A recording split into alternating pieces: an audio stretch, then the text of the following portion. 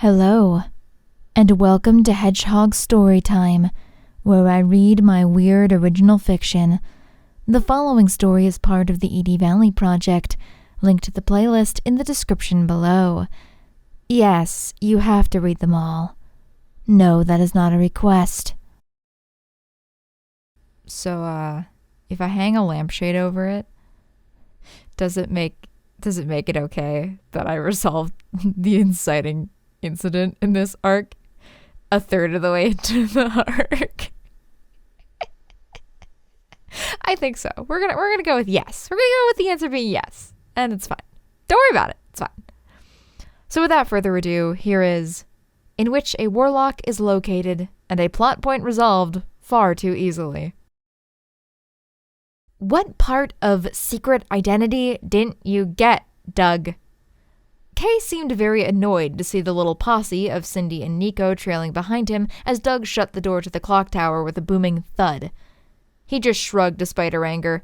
"They know me too well," he explained. "The jig would have been up the second they saw me anyway. Plus, they were about to get the shit beaten out of them. What was I supposed to do?" "Is there anyone else in on our secret that I should know about?" He paused for just a little too long. "Nope, that should be it." Kay narrowed her eyes, but changed the subject. "And where did you get those horns?" "They're not real." Doug seemed very proud of himself and waved a hand over his head, which caused them to ripple. "So even I can't fuck them up." "That would be my doing." Cindy took a step towards them. "Though I've never done it before, so I have no idea how long it'll last. Maybe this will do something?"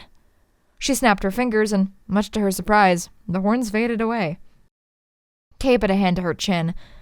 A little too unreliable for practical use, but interesting," she commented. "If I recall, you're a witch, right? Never met one who could do something like that." Cindy made to correct her, but Nico interjected. "Speaking of magic, though." They both turned to Doug. "What?" he asked, then blinked once. "Oh, wait, shit, that's right. See, I brought him back here for a reason." "A reason besides weakening the entire foundation of the lie your continued well-being is built upon?" She raised a singular eyebrow, and the others all involuntarily cringed. Doug, far too used to her somewhat menacing aura, recovered first. "Yes, besides that. They're looking for some mutual friends of ours, so I thought, hey, who else would have an encyclopedic knowledge of literally everything that happens in this town but Kay?" "They might be in trouble," Cindy added, as if that would make any kind of difference to Kay. "Also, I can't believe I just called Gil a friend." Doug looked horrified at himself. "Okay, fine. Just this once. God, it looks like you've just dragged in two lost little kittens, but don't expect me to do this again." Kay rolled her eyes. "Well, is someone gonna offer me some info? I can't find anyone if I don't know anything about them." "Well, Morna's blonde." Cindy glanced upwards and thought. "Kinda short. Morna Diurn is her full name. Carries around a big sword. That is less telling than I think you think it is." "Gil's with her," Nico tagged in. "Gilvaden the All-Knowing. He's..." "Stop." Nico hadn't noticed Kay's expression shifting. "You don't need to go on." Cindy beamed. "Can you find him?" she asked. Nico finally put his finger on what her expression was. Beneath the wrought iron layer of pure bitch, she almost seemed embarrassed. "There's no need," she admitted. "I already know where he is." It was now her turn to get stared at. "Okay, fine. He's here in the clock tower." "What?" Doug's eyes widened to a comedic degree. "How the hell did I know about this?" "Because you weren't supposed to. It didn't affect you, so you didn't need to know. If you did, it wouldn't have been as believable."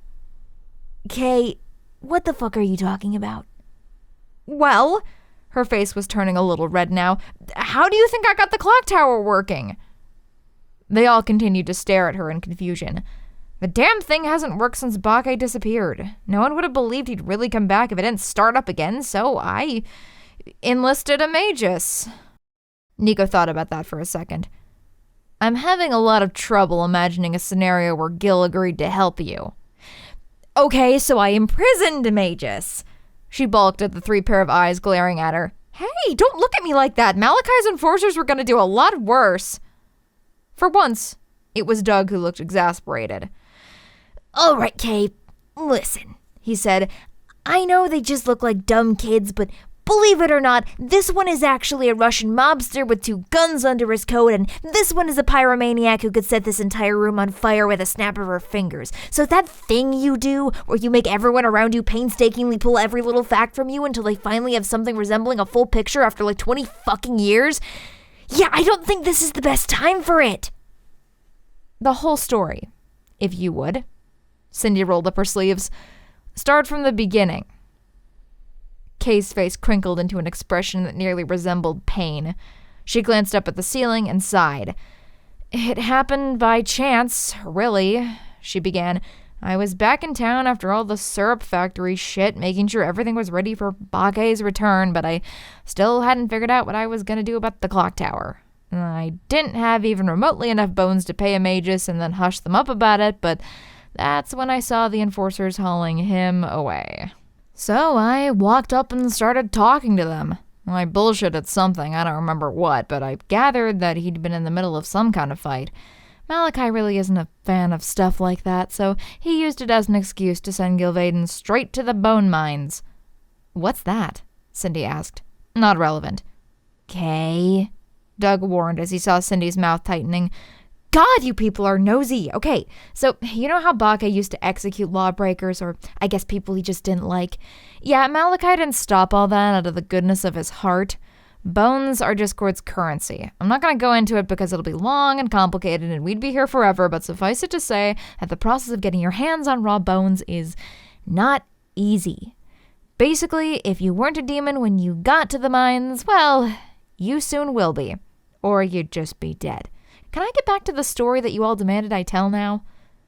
She waited, and after a second, they all nodded. So, like I said, I made up something and obtained custody of the magus. I told him that if he could get the clock tower working, then I would let him go. And? Doug asked. Looks like it's working to me. Yeah, but magic doesn't just work like that. Even I know that much, she retorted. He hasn't gotten it to a point where it's working without his supervision.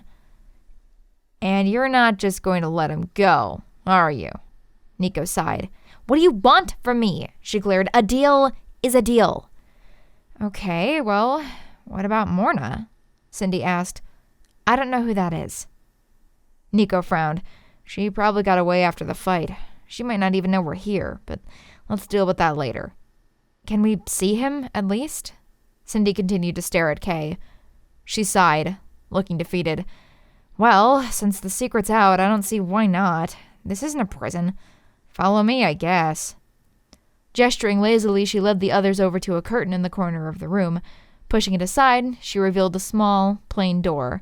Beyond was a narrow staircase which wrapped around and around up to the very top of the clock tower. Maintenance stairway, Kay explained, and began the climb. I refuse to believe that Gil's asthmatic ass made it all the way up there, Doug commented, already breathing heavily at the third landing. Oh, he teleported. Kay sighed. Show off. After far too long and far too much complaining from Doug, they approached the top of the shaft. There was a small, dusty window just before the door to what must have been the actual clockwork. Nico took a moment to glance out the window. Wow, you can see all the way to the bottom of the city from here. He caught sight then of that giant rock, the one he dreamed about the first night he'd been here, because that must have been a dream, right? Afraid of heights? Doug asked, noticing him shiver. Nah, just the city is all, he said. I've been having some weird dreams lately. Seems like they've been getting worse since I've gotten here. Doug cocked his head. You too? He asked. 'Cause I've been having some real funky ones. This weird-ass disembodied voice keeps talking to me and shit. Fucker seems to know way too much about me for his own good. Nico froze. Wait, that's... But before he could say much else, the girls had opened the door and Doug's attention got pulled away. Oh, hello, Cynthia. Nikolai. Gil was sitting in a rickety chair off to one side of the room, staring up at a set of gigantic gears that were way too close to his head to be safe. He looked entirely nonplussed to see them. You certainly took your time getting here. The room was small, circular, and very dusty. It was also a bit loud, what with the constant ticking and rumbling of the enormous amount of clockwork above their heads. Well, it wasn't like we got much instruction, Nico sighed. Gil paused, thinking for a second. I suppose the wagon took off on her own, didn't she? I doubt Morna got an opportunity to leave a note. Okay, I thought that with all this weird shit I've been going through that you might start making a little more sense, but you are as obnoxiously inscrutable as always, so what the hell are you talking about? Doug looked around at the others, but once he realized that he was alone in his sentiment, he frowned. Gil's yellow eye nearly glowed despite the somewhat bored expression on his face and the general gloom of the room. I wouldn't expect you to understand, Bailey, he retorted. After all, you've been far too busy this past week keeping yourself perpetually under the influence to notice I was up here this entire time. You were, watching all of that? Every minute. Fantastic. Ultimately, you're right, but I wish I could argue with you anyway because you suck. Doug crossed his arms and went to sulk in the corner. Of all people, why did it have to be him? Everyone immediately elected to ignore him. Regardless of the simpleton, Gil finally stood. I'm glad you're both here. But is it just the two of you? He seemed a little concerned. No, Tommy and Cal are here too. Cindy shook her head, but we didn't really expect to just find you when we came here. None of them noticed Kay's head tilt a little at the mention of those names. No one except Doug, of course, who was simply watching this entire thing play out from his corner. But Gil, what the hell happened? Nico asked. It's as the succubus explained to you downstairs. Excuse me? Kay cut in, only to be ignored. Morna's been watching this tower for some time. I imagine she'll approach you shortly after you leave with some sort of heroic rescue plan. I, however, am stuck here for the foreseeable future. This clock has proven to be stubborn. I'll elucidate a solution eventually, but it may take a little more time. You see, currently it refuses to move on its own without constant supervision, so I find myself here, minding it. Well, Cindy stepped forward, surprisingly subdued. Maybe I could help. I've sort of been meaning to talk to you anyway. Gil sighed. I'm sorry, Cynthia, but I'm unsure of what a mere witch could hope to... But as he continued to look at her, his voice fell off abruptly. I see. He continued after a minute. It appears something has happened to my old grimoire. I'm really sorry. Cindy looked down at the floor. It got burned. There was nothing I could do. But I saved your magic. By claiming it as your own. Cindy had been worried, but for once there was no note of accusation in his tone. I'm surprised you managed to tame it. But if that is the case, it seems we have much to discuss. Great, then you two eggheads can fix the clock tower and the rest of us can vacate the vicinity. Kay looked relieved to find an excuse to kick them out. Cool, then it looks like everything worked out. Doug looked just as relieved as she did, so let's give the wizards some space to cast their magic missiles or whatever. After the glares that Cindy and Gil shot him, Doug got out of there pretty quickly, Kay's eyes nearly rolling out of their sockets as she followed behind him. I'll let the others know, Nico said, and the two magi nodded. Once out in the hallway, however, Nico called out to Doug, who luckily was still loitering around, almost as if waiting for him. I wanted to talk to you about something. About those dreams you mentioned earlier, right? Doug frowned. Let me guess. They're the same as mine. I don't know how, but you got it in one. With all the weird coincidences that have been happening around this joint, I'd frankly be more surprised if they weren't. Ain't that the truth? Nico sighed. So what do you think we should do about it? Because frankly, I'm getting pretty sick of being condescended to every time I close my damn eyes. Really? Mine just kind of laughs at me a lot and uses really tortured metaphors. But I guarantee you there's got to be someone in the city that deals with dreams, right? Let's ask Kay. Nico paused. Wait, you're just gonna work with me? After I just stuck a gun to your face 20 minutes ago? Nah, those dreams are really starting to piss me off. Besides, if you really wanted to shoot me, you would have done it already. Also, he added, as Nico began walking begrudgingly back down the stairs, would you really want to deprive the cosmos of such a lovable bastard? You're a weird guy. You know that, Bailey?